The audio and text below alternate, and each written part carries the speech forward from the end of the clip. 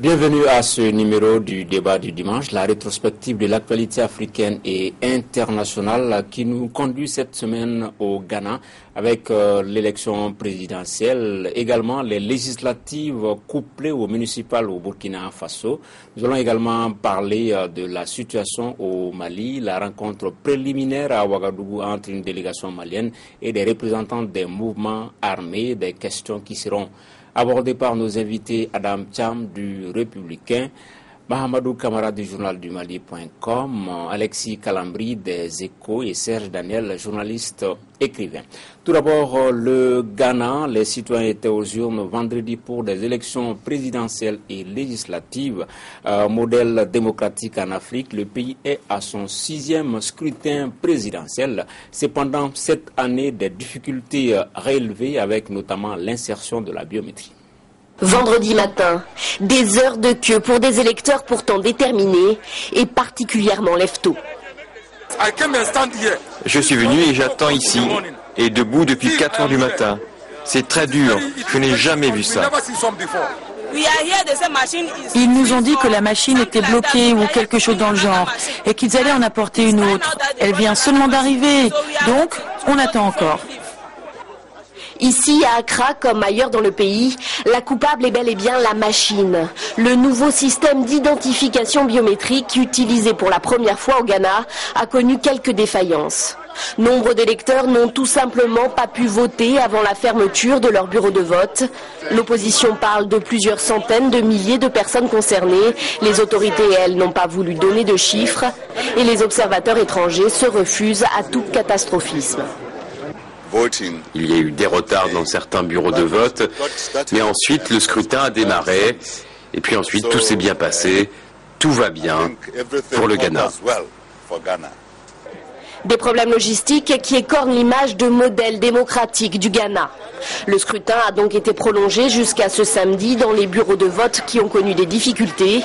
Les autres ont entamé leur dépouillement. Le scrutin est particulièrement serré.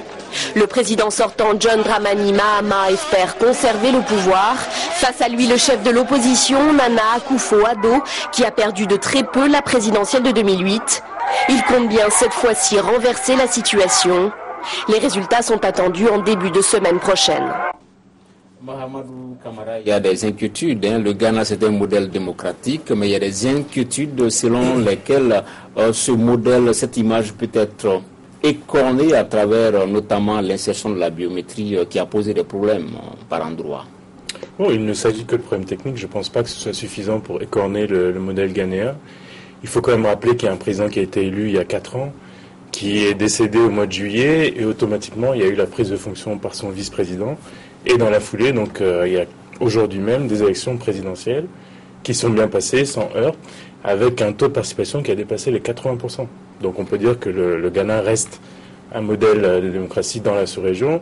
Cela dit, il faudra attendre l'annonce des résultats et la manière dont les gens vont se comporter par rapport à ces résultats. Alexis Kalambri. Oui, bien sûr, je partage l'avis de Camara. Ça ne corne pas. C'est des problèmes techniques à mon avis.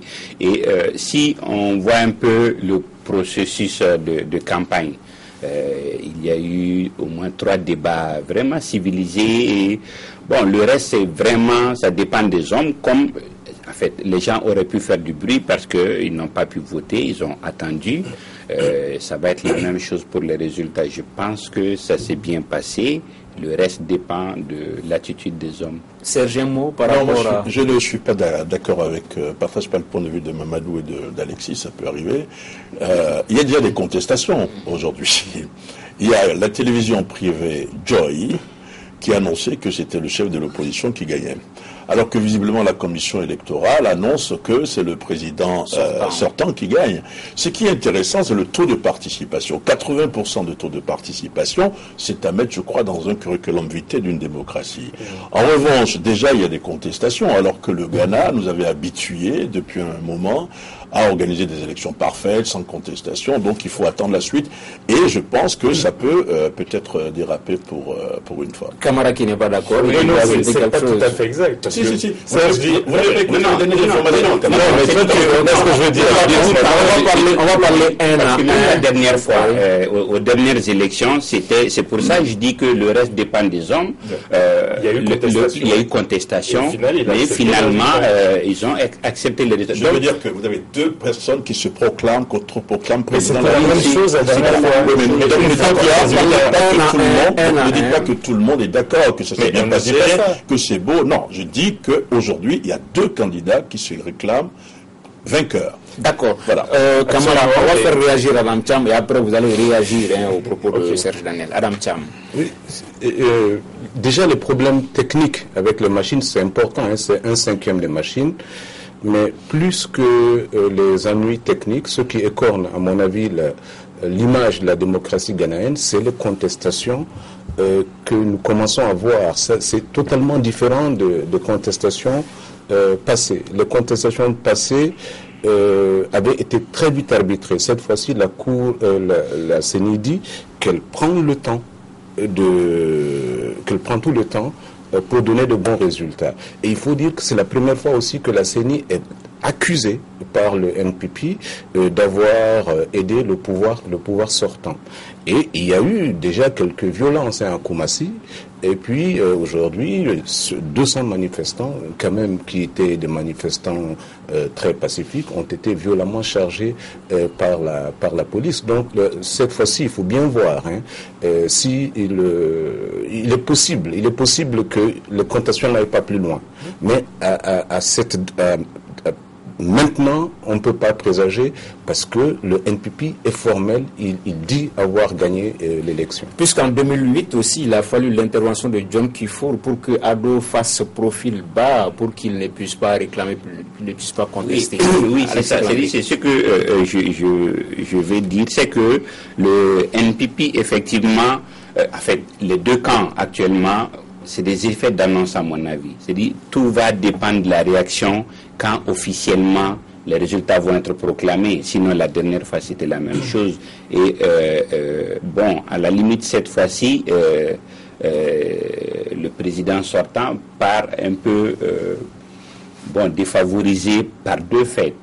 D'abord, son challenger, lui il est là par accident, mais son challenger avait quand même été deuxième aux dernières élections.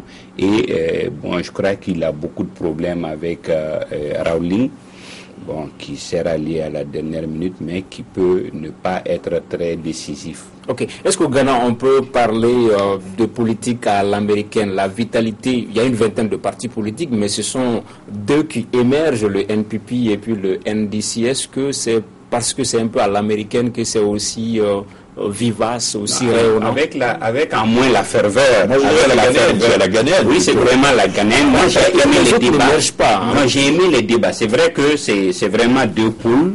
Le NDC et le NPP qui sont vraiment en tête, et ils ont fait 3 débats décentralisés qui étaient d'une bonne facture.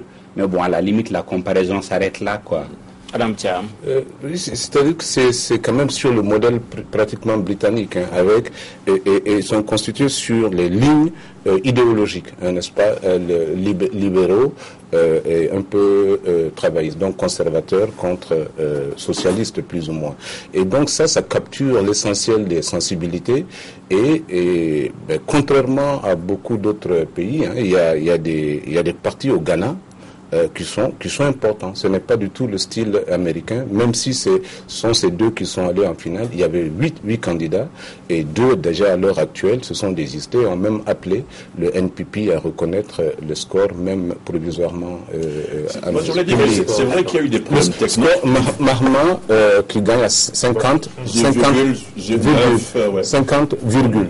Mais ce que je veux dire, c'est que c'est quand même très important pour nous de suivre ce truc du Ghana, parce que si les contestations vont au-delà et que ça crée une crise post-électorale, ça veut dire que c'est le tout dernier pays des vents d'Est qui tombe à l'eau, et pour nous tous, le Ghana est un modèle, mais il faut qu'il le reste. Une élection, c'est avant, pendant et après.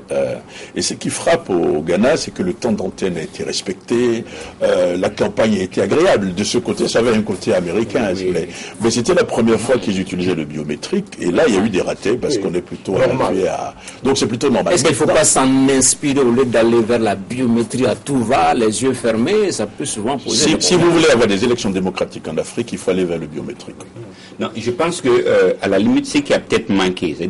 C'est vrai, on s'inspirera des faiblesses du système ghanéen pour perfectionner. Je pense que peut-être qu'il aurait dû faire des exercices à blanc pour voir qu'est-ce que ça va se donner, mais c'est indispensable qu'on aille vers la biométrie. Ok, depuis l'année dernière, quand même, c'est un pays à revenu intermédiaire, une croissance à 2 chiffres, 14%. Est-ce que les deux vont de pair, le rayonnement démocratique avec l'essor démocratique? C'est important. Le rayonnement économique, vous voulez dire? Oui. Pas forcément. Quand vous regardez des pays comme l'Angola, ou la Guinée équatoriale qui affiche ou la Chine qui affiche des taux de croissance à 2 chiffres. Ces pays n'ont rien de démocratique. Ça va ensemble. C'est-à-dire que dans tous les cas, le premier critère de développement économique, c'est la stabilité. Premièrement. Donc, stabilité, et puis dans le cas angolais, on ne peut pas citer le cas angolais dans ce cas. C'est-à-dire, c'est pas des croissances qu'on peut considérer parce que ça part d'un seul produit. Ça part d'un seul produit. Mais dans le cas ghanéen, c'est vraiment une croissance pensée, développée et globale. C'est pas la même chose que le cas.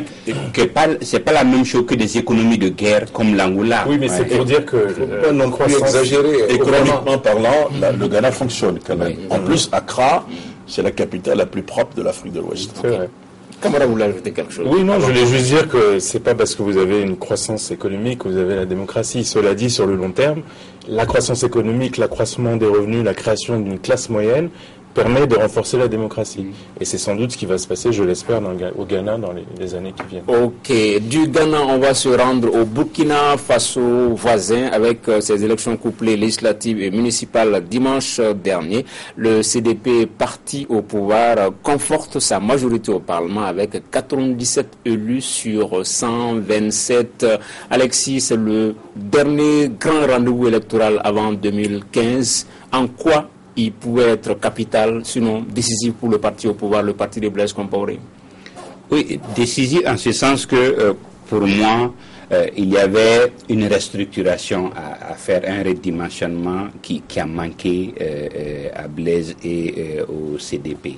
C'est-à-dire, il y a cette boulimie qui n'est plus de mise. C'est-à-dire, le président... le parti présidentiel montre encore une certaine boulimie qui n'est pas de mise dans un contexte où le président n'est pas confortable, premièrement, ni chez lui, ni dans la sous-région, ou dans un contexte où tout le monde lui reproche plein de choses, aussi bien à l'intérieur qu'à l'extérieur. Donc, je pense que c'était l'occasion d'aller vers plus d'ouverture. On n'est pas en Chine, mais on pouvait aller de plus d'ouverture. On va pas comparer le Burkina à la Chine. La semaine dernière, on s'attendait à cette victoire. Mais ce que disait Tangara qui me paraissait important, c'est que c'est vraiment le dernier tour de chauffe avant 2015. Maintenant, quand on voit ce qui s'est passé, c'est le parti de Blaise qui remporte les élections. En termes de projection, qu'est-ce qui va se passer? Est-ce qu'il va modifier la Constitution pour se présenter? Aujourd'hui, Ouaga est devenue un peu la capitale de l'Afrique de l'Ouest. Est-ce qu'il va se cantonner dans un rôle peut-être sous-régional? Donc, ce sont des questions, à mon avis, qui méritent aujourd'hui d'être posées. Camara. Oui, je pense qu'il faut insister réellement sur la victoire du CDP qui revient de loin. On se souvient qu'en mars 2011, le président Compaoré a failli perdre le pouvoir suite aux mutineries au sein de l'armée et à la révolte populaire des étudiants, des commerçants, etc. Donc il revient de loin. Simplement, je noterai qu'au niveau des élections législatives, il me semble que son parti, le CDP, n'obtient pas à lui seul la majorité. Oui. C'est avec ses alliés. Voilà, c'est avec la jonction de ses alliés qu'il permet à la coalition présidentielle d'obtenir la majorité. Je dirais que le CDP a réussi un lifting de dernière minute en ne portant pas candidat les principales figures de ce parti, qui était notamment Roch Kaboré, président sortant de l'Assemblée nationale. On ne sait pas si c'est une sanction. Oui, non. Mais je pense que c'était une stratégie justement pour présenter un nouveau visage du CDP. Non, je pense que c'est une purge. On a vu avec Salif Diallo. Qu'est-ce qui se cache derrière? C'est ce qui est bon à savoir. Sinon, Blaise a quand même ce talent. C'est important pour Blaise Compaoré d'afficher de nouveaux visages. Dans le bon sens. De toute manière, la première leçon, c'est que c'est très difficile pour un parti au pouvoir de perdre les élections en Afrique. Donc, de ce point de vue, c'est pas une surprise. Là où il y a une surprise, et là je me demande si ces chiffres sont bons, parce que la presse burkinabé et puis la CENI sont convaincus qu'il n'y a pas eu de raz-de-marée, n'est-ce pas? Donc, ce qu'ils appellent le Djili, il n'y a pas eu de raz-de-marée. Je pense que les chiffres, c'est 81 députés pour la majorité présidentielle sur 127. Et ce qui est un net recul par rapport aux élections précédentes, qui étaient 99 sur 111 députés. Mais c'est mieux que les élections de 2002. Oui, mais ce que Camara a dit, c'est vrai. C'est-à-dire, le CDP a 58 députés. Et donc, il n'a pas la majorité absolue. Il n'a pas la majorité absolue lui tout seul. Et on voit quand même qu'il y a un parti, celui de Zéphirin Diabré, qui a monté qu'il y a 15 députés. Ça n'est pas rien. Et en plus, il y a quand même des contestations sérieuses sur Ouagadougou. Et ça, ces contestations sont à prendre au sérieux. C'est 750 000 électeurs sur 4 millions 3. Et puis, il joue là une partie contre le frère de Compaoré. Et donc, l'enjeu, c'est Ouaga. Et Ouaga est très contesté pour l'instant. Ok. Est-ce qu'avec cette majorité, Blaise, il peut tenter un forcing, un passage en force de l'article 37, par exemple, pour 2015? Je pense que c'est difficile de se prononcer maintenant, mais si j'étais élu, je serais très prudent. Encore une fois, il est passé à 2 doigts de perdre le pouvoir l'année dernière. Et justement, suite à ça, il y a eu un projet de révision de la Constitution au cours duquel on a justement mis de côté le projet de révision de l'article qui permettrait au président de se porter un nouveau candidat. Donc je pense que c'est peut-être trop tôt. Moi, je sens plutôt qu'il va essayer de pousser une nouvelle génération au sein du CDP qui est incarnée justement par son frère François Compaoré. Le même point de vue, Serge? Moi, je ne sais pas. Je reste un peu très réservé. Vous savez, à l'époque, par exemple, lorsque Sarkozy était au pouvoir, son ministre des Affaires étrangères Juppé avait fait une déclaration en disant, nous la France a demandé à Blaise de ne pas modifier la Constitution pour se représenter en 2015. C'était faux, ils n'ont jamais dit ça. Alors, qu'est-ce qui va se passer demain? Le fait de le dire publiquement, c'est une manière de le dire. Quelles sont les intentions de Blaise? Je pense que M. Tanga, vous devez chercher à lui poser directement la question. Oui, on va poser la question. Non, pour le moment, il n'y a pas de signaux. Il n'y a vraiment pas de signaux. Non, il n'y a vraiment pas de signaux allant dans ce sens. Premièrement. Deuxièmement, c'est pourquoi je parlais du talent machiavélique dans le bon sens de Blaise, parce que on l'a vu, c'est-à-dire chaque fois que il y a des dinosaures, des gens qui, il a le don de reporter, enfin lui il a toujours de bons fusibles et il sait les faire sauter toujours au bon moment. Mais je pense que j'étais à Ouaga à la dernière évaluation du mécanisme africain d'évaluation par les pairs, et ce qu'il disait là, c'est que il se considère un peu comme doyen des chefs d'État, et s'il reste sincère, c'était pour lui l'occasion de préparer quelqu'un. Donc je pense que, comme il dit, je pense qu'il va chercher à protéger ses arrières en partant. Il y a quand même des acquis au Burkina Faso. Vous voyez par exemple des retenues d'eau, c'est extraordinaire ce qui se passe, la discipline. Après Accra, je pense que c'est l'une des capitales les plus disciplinées de l'Afrique. Mais ça ne suffit pas pour dire, oui, il faut que Blaise soit président à vie. Ok, Adam Thiam, par rapport à 2015. C'est-à-dire, on a parlé de François Compaoré, et lui, s'est exclu. L'autre jour, j'écoutais son interview, où il disait, non, qu'il n'y a pas question pour lui de prendre la place de son frère, mais il s'est exclu justement pour dire que il y a quelqu'un déjà qui est en train de gouverner le Burkina et qui fait de bonnes choses. Donc, il n'a pas dit que Compaoré ne va pas modifier. Il n'a pas dit. Il n'a pas dit. Et c'est très difficile, même si c'est programmé, c'est très difficile de faire ce genre de passage en force 2 ans avant. Et je crois que ça va être beaucoup plus difficile pour Compaoré de le faire que pour, par exemple, ces homologues qui l'ont fait avant, simplement à cause du couple Hollande-Obama, qui sont extrêmement vocaux sur les changements anti-constitutionnels, enfin, le tripatouillage constitutionnel, et puis à la montée en puissance quand même de l'Union européenne, qui est un partenaire extrêmement important. Le contexte sous-régional aussi. Le contexte sous-régional, effectivement, si tous les pays... Le Sénégal, l'alternance... Si dans 2 ans, on voit effectivement que la sécurité est plus importante que l'alternance, et que tous les d'autres pays importants comme le Mali ne sont pas en train de revenir dans l'orbite, oui, je pense que ça pourrait effectivement être des facteurs qui influenceraient la communauté internationale. Mais pour l'instant, je pense que Compaoré jouerait gros s'il avait l'intention effectivement de modifier. Camara. Bon, je partage le point de vue d'Adam, mais effectivement, je pense que la carte sécuritaire est la principale carte aujourd'hui dans le jeu de Blaise Compaoré. Il s'est posé comme le médiateur, le faiseur de paix dans la sous-région. On l'a vu en Guinée, en Côte d'Ivoire, au Togo et maintenant au Mali, même si on est loin d'avoir la paix pour le moment. Il a le soutien pour cela des Français, des Américains et de la communauté internationale représentée par la CEDEAO, l'Union africaine, même si on a reproché certaines méthodes de la médiation burkinabé. Et donc, si les choses ne s'arrangeaient pas, il représenterait un facteur de stabilité dans une sous-région en proie aux difficultés et notamment à la menace terroriste. Ok. Un dernier point sur le Burkina, c'est qu'il y a une nouvelle carte politique qui se dessine. Le chef de file de l'opposition, Maître Bénévédé Sangara, qui avait 5 députés lors de la dernière législature, maintenant il n'en a que 2. Et il y a une montée de Zéphirin Diabré, ce transfert du CDP. Qu'est-ce qu'il y a à dire à ce niveau-là, Alexis? Il supplante, c'est un parti qui n'a que 2 ans. Je dis que d'abord, il y a le premier aspect d'effet de mode. On a vu ici avec l'ADEMA, le RPM, l'URD, chacun a son jour et ses heures de gloire avant de... Mais franchement, c'est vrai qu'il prend la deuxième place, mais tout va dépendre de son discours et de sa posture. C'est-à-dire, je pense que si dès maintenant il commence, il se cambre dans une certaine position de campagne avant l'heure, il va s'essouffler. Mais pour moi, il va certainement composer avec la majorité présidentielle. Je ne pense pas qu'il va composer avec la majorité présidentielle.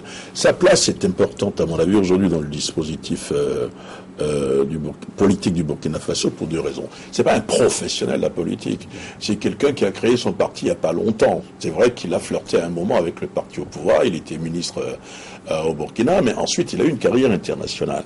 Carrière internationale, c'est un peu le profil de bonne gouvernance, quelqu'un qui a des idées, etc.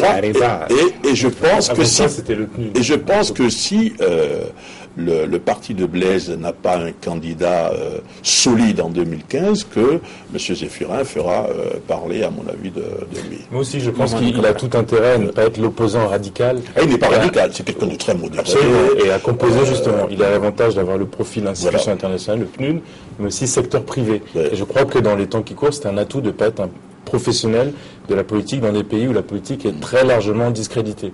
Mais je pense que tout dépendra de son élection et du fait qu'il arrive ou pas à remporter le siège de député à Ouagadougou, sachant que là, il est en compétition directe avec le frère du président, François Compaoré. En plus, il a été volé. Il a réussi un joli coup parce qu'il n'a pas le millième des moyens du parti de Blaise Compaoré. Adam, sur cette question. Oui, peut-être Bénévédé Sankara, n'est-ce pas? C'est le révolutionnaire. Et Zéphirin, c'est le technocrate issu du parti majoritaire. Ça veut simplement dire que peut-être que ce que le peuple cherche, c'est pas forcément la révolution.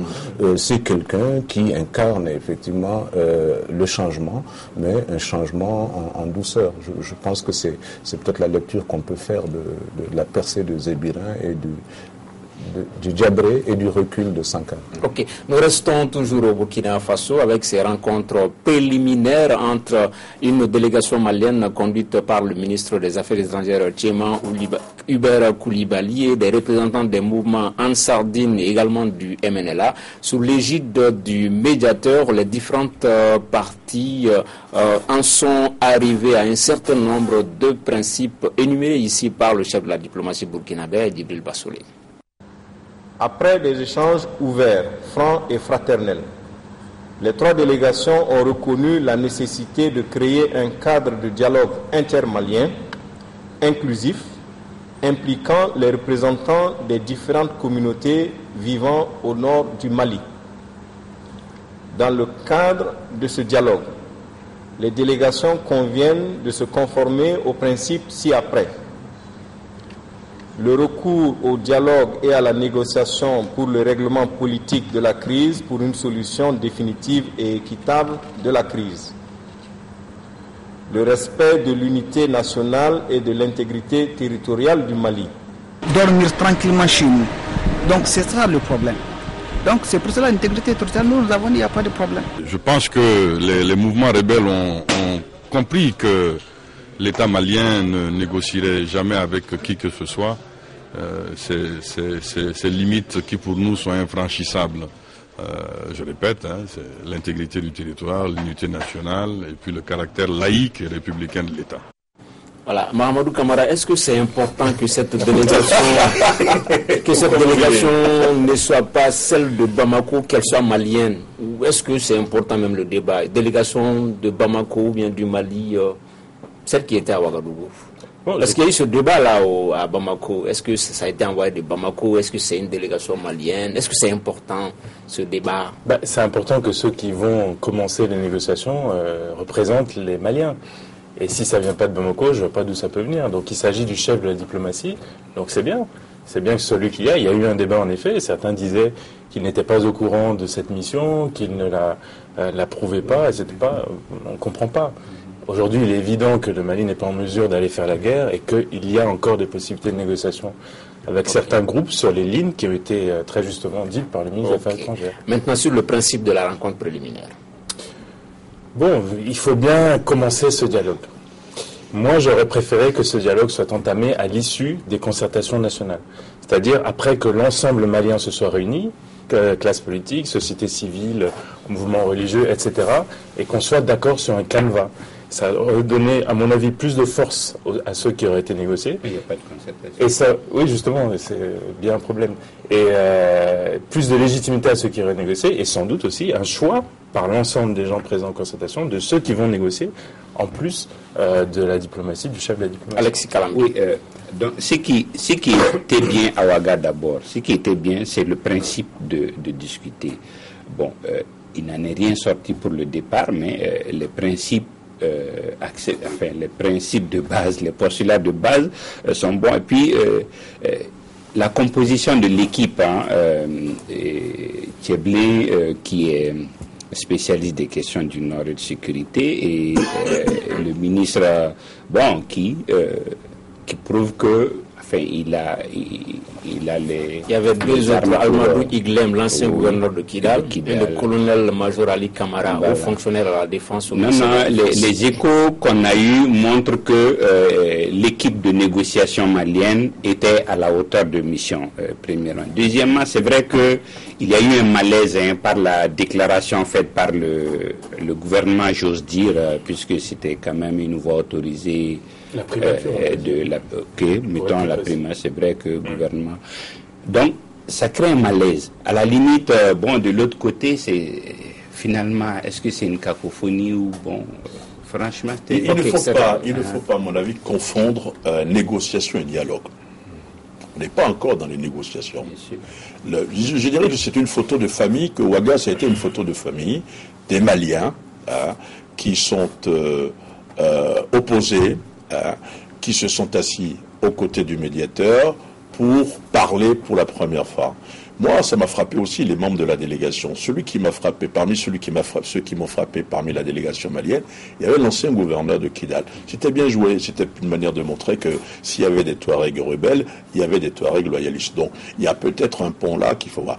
De l'autre côté, là, le chef de la délégation du MNLA, c'était assez amusant, Monsieur Maïga, que je connais un peu parce que je suis passé dans son village récemment, dans le nord dans la région de Gao, il n'est pas très connu. Mais là aussi, le MNLA a voulu dire, mais vous voyez, nous ne sommes pas que Touaregs, il y a des gens du Nord qui sont dans notre mouvement. C'est un peu artificiel. C'est artificiel, mais c'est leur droit de jouer, parce que c'est un thème de négociation. On va faire réagir Adam et ensuite un deuxième tour de table sur la question. Pour moi, ce qui était bien à Ouaga, c'est d'entendre pour la première fois parler de dialogue intermalien. Donc ça veut dire effectivement que si ce processus continue, on verra de moins en moins la prééminence de pays voisins dans un processus de dialogue. Je continue à me poser la question de lutte, en fait, de la valeur d'un processus même de négociation à son entame, avec, si c'est le MNLA, sans Agnajim, qui est quand même le chef militaire du mouvement, et si c'est en Sardine, sans Iyad Agali. Et Camara l'a dit, en fait, tout cela on accepte parce que simplement, pour l'instant, nous ne sommes pas en capacité de libérer militairement le Nord, sinon c'est une véritable promenade de tout ça. Ce qu'Adam dit est juste, Alexis, si tu permets, c'est que on parle de négociation. Donc en Sardine, les MNLA et le gouvernement malien. Donc les belligérants sont réunis à Ouagadougou. Moi je reviens de Tombouctou, enfin bref, toujours. Mais ce qui est frappant là-bas, c'est que... de complexe. Non, je suis allé à Gao, je suis allé à Douanza, à Tombouctou, hein. C'est plus complexé, mon ami Adam. Mais ce qui est frappant, c'est qu'en Sardine, continue par recruter sur le terrain.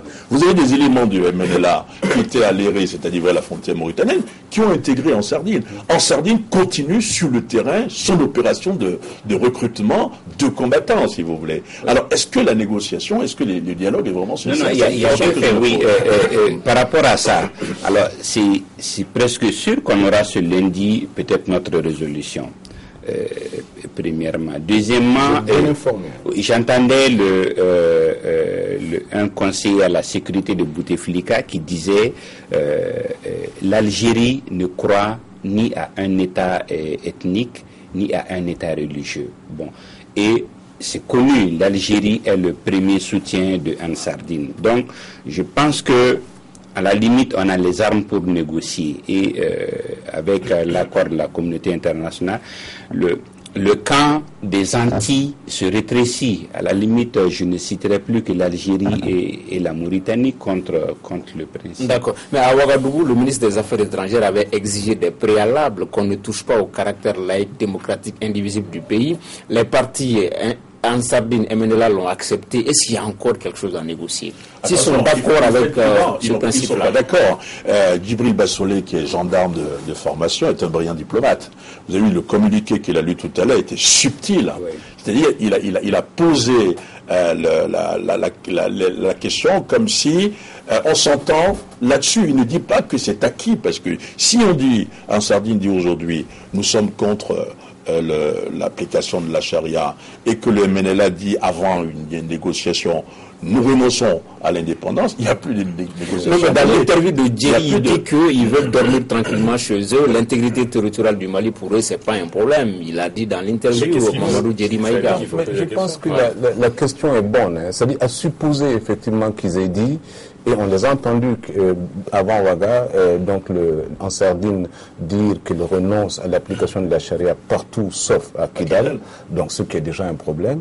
Et le MNLA, effectivement, est passé de la revendication indépendantiste à une revendication de l'autodétermination, etc. Mais ça peut être une forme poussée de décentralisation, on ne sait pas. En tout cas, le glissement sémantique est important.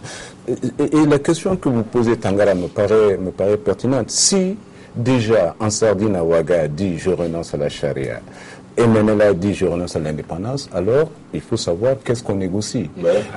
Mais la question c'est, le dialogue intermalien va-t-il mettre en avant les plateformes des communautés, parce que ce n'est pas à l'État de pardonner ou de fermer les yeux. Cette fois-ci, il y a des communautés qui ont été agressées, contrairement aux rébellions précédentes qui opposaient l'État aux rebelles. Cette fois-ci, c'est votre voisin qui s'est rebellé la veille et se trouvait dans la rébellion, et puis il y a eu tellement d'exactions que, à mon avis, le pardon doit être professé par les communautés. Et ce qui est important dans le processus du dialogue intermalien, c'est peut-être que des organisations comme Coréenne, Coalition pour le Mali et d'autres vont faire partie effectivement du dialogue intermalien. Ok. Vas-y. Non. Pardon, je dirais, tout ça, je partage le point de vue d'Adam. Il manque quelque chose. Il manque l'assentiment du peuple malien. On a bien compris qu'une partie de la population de l'opinion publique malienne était vent debout contre ces négociations. Parce que les gens ne comprennent pas qu'on aille négocier avec des gens qui ont attaqué, qui ont pris les armes contre le Mali. Ils ne comprennent pas et on ne leur explique pas. Donc il y a un réel problème de pédagogie et de communication au niveau du gouvernement.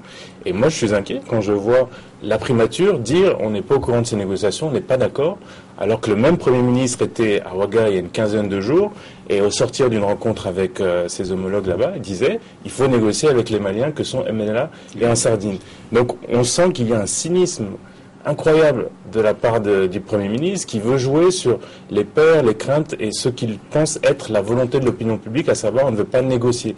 Il est temps que chacun fasse preuve de responsabilité et qu'on aille, que le Mali parle d'une seule voix. Aujourd'hui c'est capital et moi je continue à penser que ces concertations nationales qu'on n'arrive pas à organiser sont la meilleure voie de faire en sorte que chacun puisse s'exprimer et qu'on aboutisse à un consensus sur lequel on dise voilà, on négocie, voilà les conditions, etc. Ensuite, ceux qui doivent négocier feront leur boulot. Il y a je pense qu'il devrait y avoir d'autres rencontres pour permettre à la fois à la partie malienne, enfin à tous les belligérants de se revoir et de poursuivre ces discussions-là.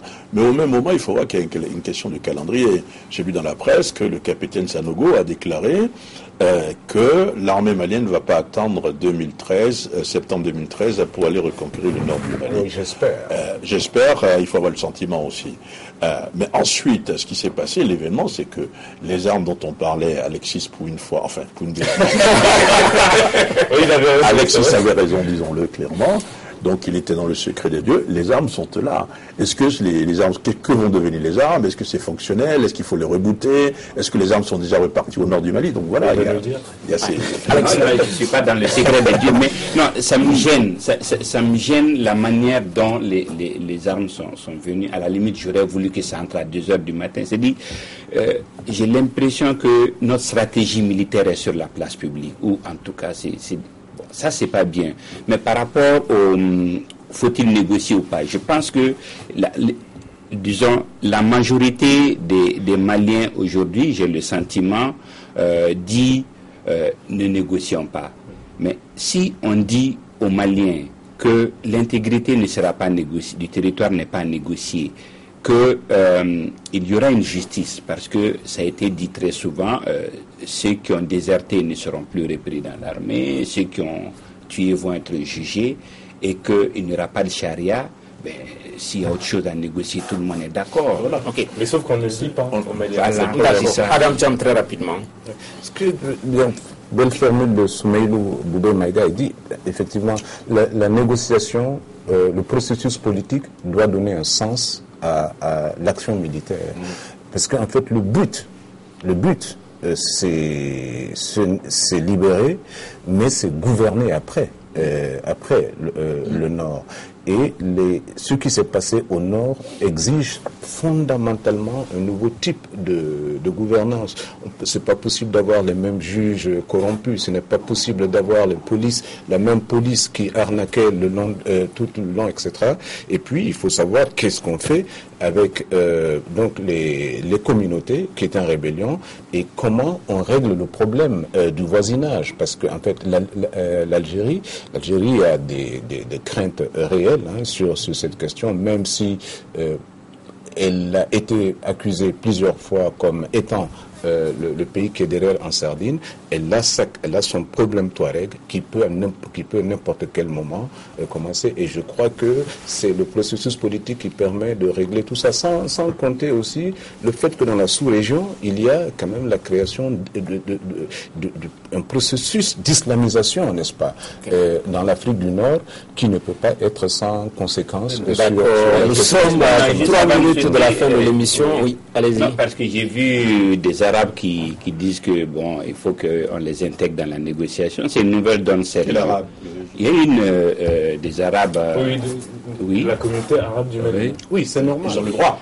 Mais ils disent qu'ils sont une milice et que c'est eux qui ont pris Tombouctou, donc il faut que... Ils ont pris Tombouctou. La seule chose, c'est qu'ils ont livré le lendemain de Tombouctou. Nous sommes à une minute de la fin de l'émission. Très rapidement, un dernier tour de table sur l'Égypte avec ces images en off, des images en off. Morsi qui annule des images en off, avec Morsi qui annule le décret par lequel il avait placé ses pouvoirs au-dessus de tout recours en justice. Camara, est-ce que vous pensez que c'est parce qu'il y avait une complicité entre les militaires et les manifestants que Morsi a reculé, ou comment expliquer ce mea culpa? Bon, je pense qu'il y a eu la pression de la rue, effectivement. On a vu l'Égypte envahir à nouveau la place Tahrir pour protester contre ce décret. Mais je pense qu'il a compris qu'il y avait un autre enjeu plus important, qui est le référendum constitutionnel qui doit valider la constitution qui a été élaborée par la constituante et qui est plutôt pro-islamiste. Et donc, je pense qu'il préfère reculer sur la question de ses pouvoirs extrajudiciaires pour mieux sauter et gagner le référendum constitutionnel. Est-ce que c'est un repli stratégique? Non, moi je pense que c'est tout simplement une reculade. Il a reculé, il n'a même pas reculé pour mieux sauter. Pourquoi, à mon avis? C'est parce qu'il a vu l'épouvantail militaire. C'est-à-dire les militaires qui n'ont jusqu'à présent, qui se sont tus, lui ont adressé, à mon avis, lui ont lancé, à mon avis, une espèce d'ultimatum. Et il a très rapidement compris que les militaires, plus les manifestants qui étaient contre lui, ça pouvait entraîner sa chute. Adam Thiam. Je crois simplement que Morsi avait sous-évalué et maintenant il vient de comprendre que les deux réalités de l'Égypte, on l'a toujours pensé, ne sont pas que les frères musulmans et l'armée. Il y a le peuple libéral, etc. Et les jeunes qui se lèvent de plus en plus, et il va falloir compter avec eux. Alexis, la ferveur révolutionnaire n'est pas tombée, Dieu merci. Donc, comme Serge le disait, c'était sa survie même en tant que président qui était en jeu. Je pense qu'il a compris le message et qu'il recule. Même pour les référendums, ça va passer à mon avis. Voilà, c'est en Égypte qu'a prend fin ce numéro du débat du dimanche. Merci de l'avoir suivi. Nos invités étaient Adam Thiam du Républicain, Mahamadou Camara du journal du Mali.com, Alexis Calambri des Échos et Serge Daniel, journaliste écrivain. Merci de l'avoir suivi. À dimanche prochain.